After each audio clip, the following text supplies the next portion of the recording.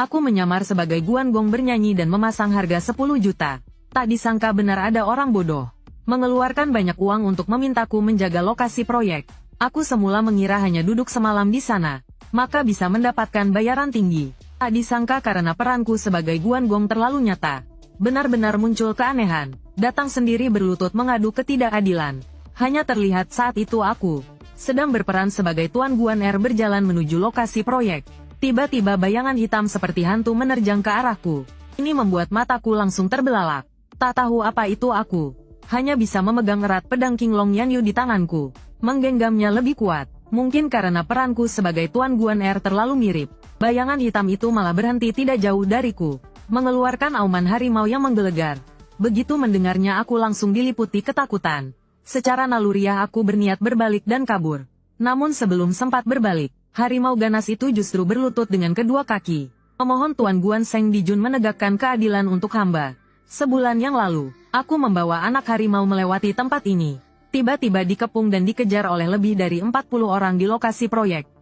Akhirnya, aku dan anak harimau bahkan dipukuli sampai mati secara kejam oleh mereka. Dan saat ini aku sangat panik. Hanya berdiri di tempat tanpa tahu harus berbuat apa. Ini membuat harimau ganas itu langsung merasa curiga. Lalu ia berdiri dan perlahan berjalan berkeliling mengamatiku.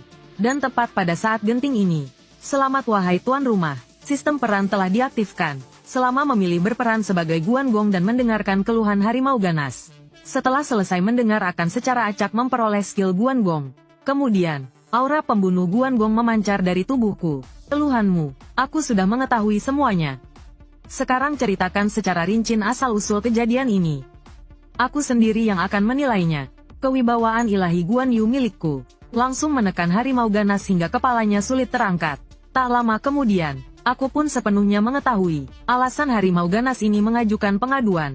Ternyata direktur lokasi proyek ini sedang bermain kartu dengan sekretarisnya di kantor. Namun ketahuan oleh suami pihak wanita, maka sang suami membawa beberapa orang untuk menangkap basah.